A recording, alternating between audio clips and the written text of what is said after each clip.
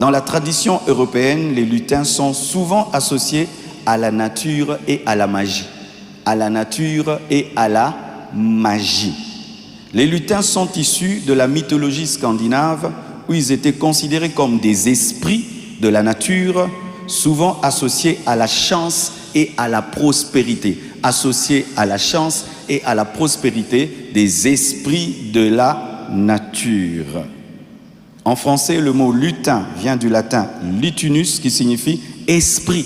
Quand tu dis lutin, c'est esprit. Esprit, c'est ça. Quand tu dis lutin, c'est esprit. C'est-à-dire des esprits qui aident le Père Noël à donner des cadeaux. Donc, des petits démons qui aident le Père Noël à faire des cadeaux. Parce que les esprits de la nature, ce ne sont pas des anges. Ce ne sont pas des anges, c'est quoi? Ce sont des démons. Mais ça paraît des démons gentils, mais les démons gentils n'existent pas. C'est pourquoi remettez alors les vrais lutins. Pas ceux-ci, tout gentils. Oui, c'est ça, les lutins. Dans les choses spirituelles, les lutins ressemblent à ça. Et il y a même un film que vous connaissez qui a été tiré d'un livre des Anneaux. C'est quoi là?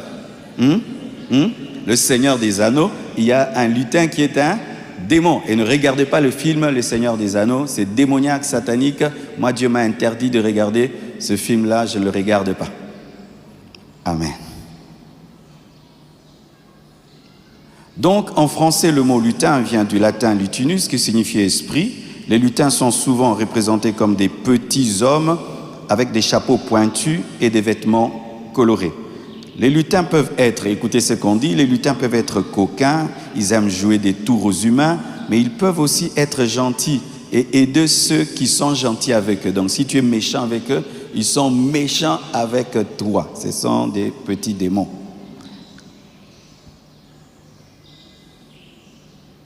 Alléluia.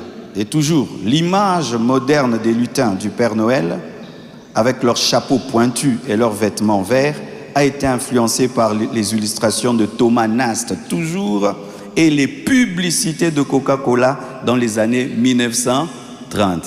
Coca-Cola. Parlons du traîneau du Père Noël. On peut me mettre le traîneau du Père Noël? Traîneau, la voiture du Père Noël.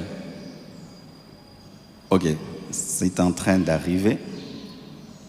Alors, le traîneau du Père Noël.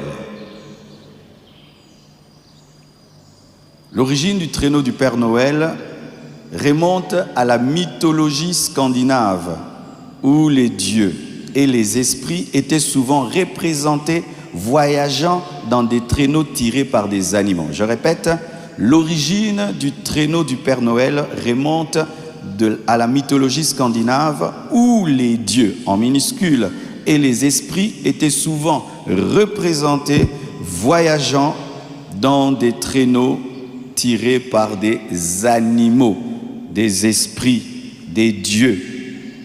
Les traîneaux du Père Noël est inspiré du traîneau de Sinterklaas, le prédécesseur du Père Noël, qui était tiré par un cheval blanc.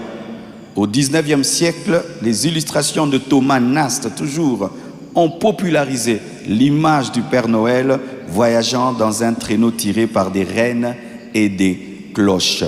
Alléluia.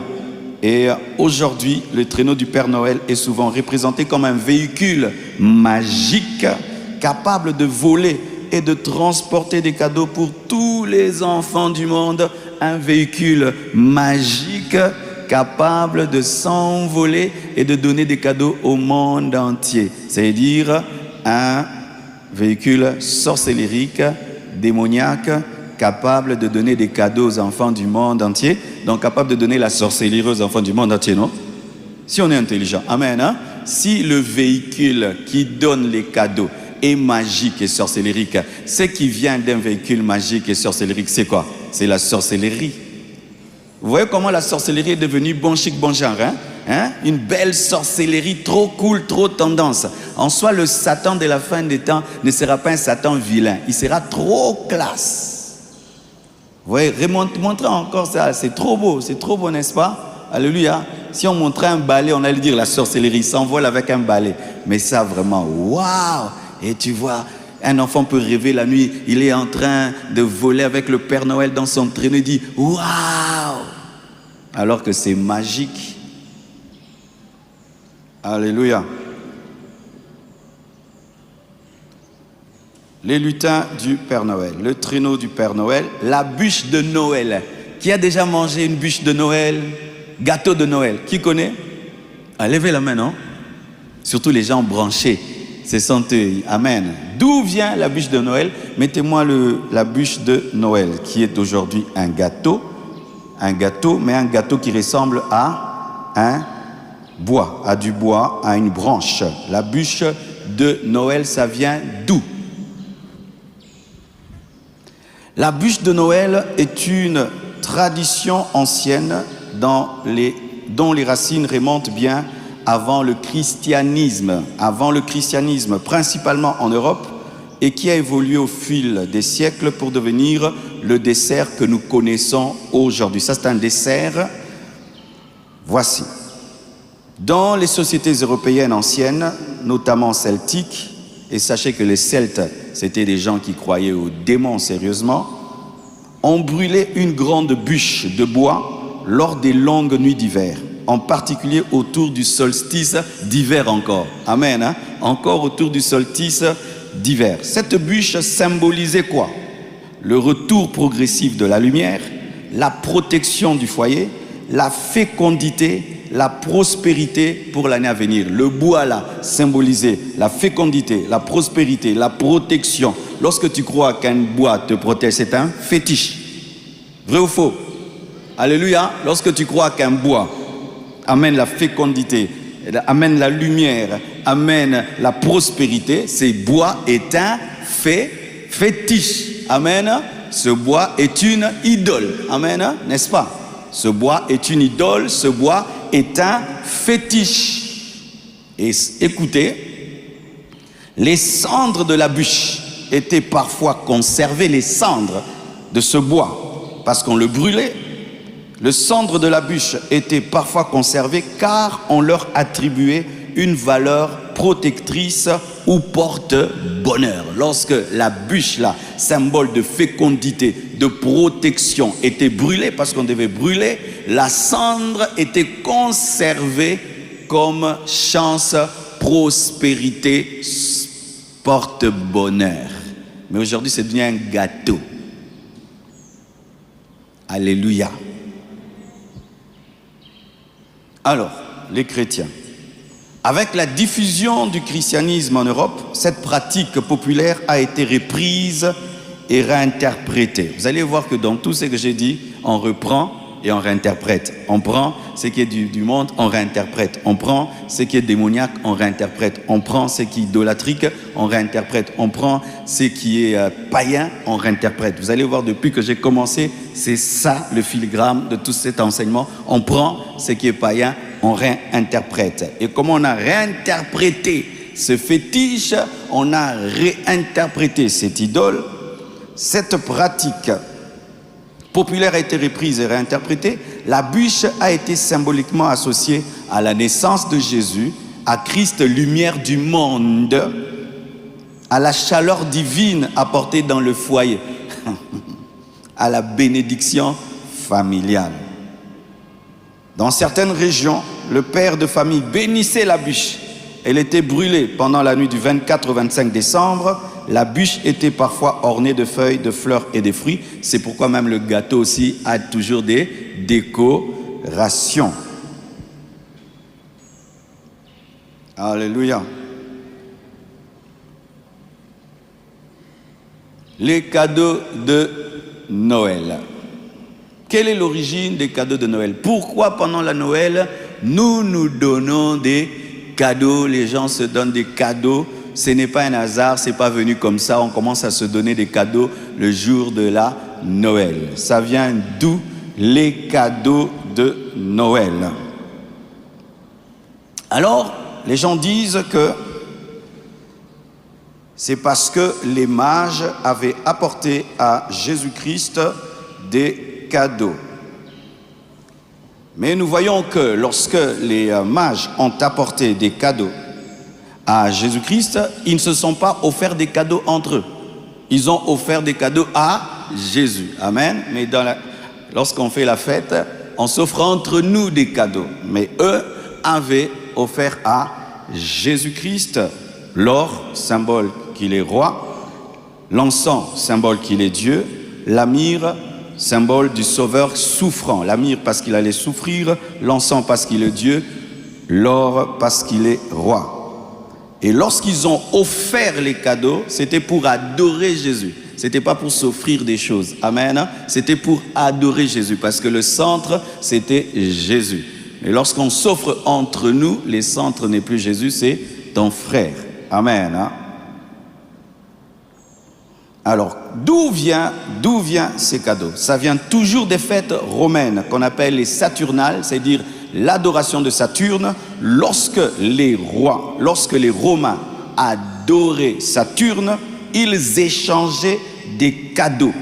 Ils échangeaient des cadeaux pour célébrer la prospérité et la fin de l'année. Ils s'offraient des cadeaux pour adorer Saturne et pour célébrer la prospérité et célébrer la fin de l'année. Ils s'offraient pour adorer Saturne. Lorsqu'ils ont christianisé cette fête, ils ont commencé à s'offrir des cadeaux au jour de la naissance de Christ. Alléluia. Et aussi parce que la Noël est associée à Saint Nicolas, qui était un bienfaiteur, quelqu'un qui offrait beaucoup de cadeaux. Et le jour de la Noël, en mémoire de Saint Nicolas, des cadeaux sont donnés. Moi, j'ai étudié dans une école quelque part. Saint Nicolas était venu aussi. Il a donné des cadeaux et tout pour sa fête. Et cela est lié à Jésus. À la fois, donc, c'est Jésus, c'est Saint Nicolas, c'est Saturne, c'est ce mélange-là. Amen. C'est pourquoi, si tu as l'occasion de faire l'école biblique, c'est toujours bien. Amen. Comme ça, tu sais ce que tu fais, tu maîtrises ce que tu fais.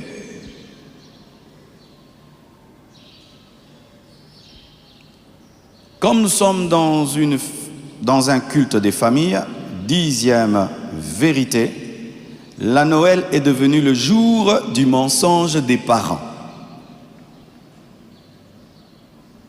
Comment? Tu achètes à ton enfant une petite moto. Non, tu dis d'abord à ton enfant, demande quelque chose au Père Noël. Et puis dis, Père Noël, j'aimerais que le 25 décembre, tu m'offres des babouches. Et toi, tu vas à City Market, tu achètes les babouches. Pendant que l'enfant dort, toi, tu te réveilles comme un sorcier et tu vas mettre les babouches sous le sapin. Et puis tu réveilles l'enfant, viens, le Père Noël t'a apporté. L'enfant ouvre, il dit merci Père Noël, mais toi-même tu sais que c'est toi le Père Noël congolais.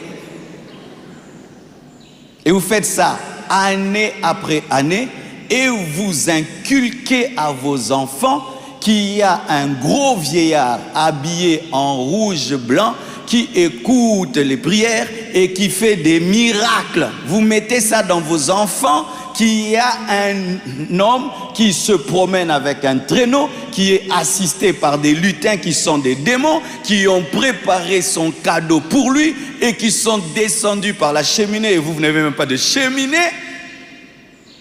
et qui a mis ça chez vous, et les parents mentent. Et tu vas voir vraiment l'enfant dire « Merci Père Noël », mais toi-même tu sais que « Eh, moi, naïzangaï ». Alors, allez dire à vos enfants que le Père Noël n'existe pas, que c'est toi, Papa Noël, Maman Noël, Grand Frère Noël, Petit Frère Noël. Dites la vérité. C'est pourquoi la compassion, on ne peut pas faire une activité des enfants. On met ici une crèche et puis on met là-bas un sapin et puis un Père Noël, et puis on leur dit que le Père Noël t'a donné. Non, si tu veux offrir des cadeaux à tes enfants à la fin de l'année, tu offres, tu dis que c'est toi, mais ne dis pas que c'est le Père Noël, tu as menti. Et comment le jour où vous célébrez la naissance de la vérité, vous mentez? Le jour de la naissance de la vérité, c'est le jour où on ment à nos enfants et on leur inculque aussi de mentir un jour à leurs enfants, parce que celui à qui on a dit que le Père Noël lui a donné un vélo, lui aussi le dira à ses enfants, et nous perpétuons ce mensonge, transformant ce papa rouge-blanc en miraculeux. Amen. Hein? Parce qu'imagine ça, qu'il est capable de donner à tous les enfants du monde un jouet. Quel miracle on lui donne gratuitement. Alléluia. Et quand j'étais gamin, un jour le Père Noël devait venir à l'école, et il est entré, et je le regarde bien. Oh, j'ai dit, je connais ses yeux. Je regarde bien. J'ai déjà vu ses yeux quelque part. Je regarde bien. Ah, Robert. Robert, c'était mon cousin. Alors, c'était leur école. Sa maman lui a dit, tu seras le Père Noël. Et il s'est habillé en Père Noël. Tous mes amis étaient par terre là. Oh, Père Noël. Je regarde, je connais ce Père Noël. Et puis, je suis allé me renseigner. Dit Robert, dit oui, c'était moi. Il rigolait. Lui-même n'y croyait pas, quoi. Robert était le Père Noël, mon cousin. C'est pourquoi des fois les gens sont étonnés, le Père Noël qui porte les enfants dans les supermarchés et puis on le voit au coin en train de boire l'alcool. Ou bien un jour là, un enfant monte sur lui, il est fâché, il jette l'enfant. Ça c'est quel genre de Père Noël? Ah Seigneur Jésus. Les cadeaux. La Bible dit ceci, chers parents. Jean 8, verset 14. Vous avez pour père le diable, et vous voulez accomplir les désirs de votre père. Il a été meurtrier dès le commencement, et il ne se tient pas dans la vérité, parce qu'il n'y a pas de vérité en lui. Lorsqu'il profère le mensonge, il parle de son propre fond, car il est menteur et il est le père du mensonge.